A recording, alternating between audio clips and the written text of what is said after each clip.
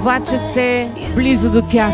Искам да бъдете свидетели на това, което моето сърце най-силно желае. Да получим и да видим истинската любов от първо лице. Това са вашите приятели. В тяхното сърце и в техния дом винаги ще има място за вас двамата.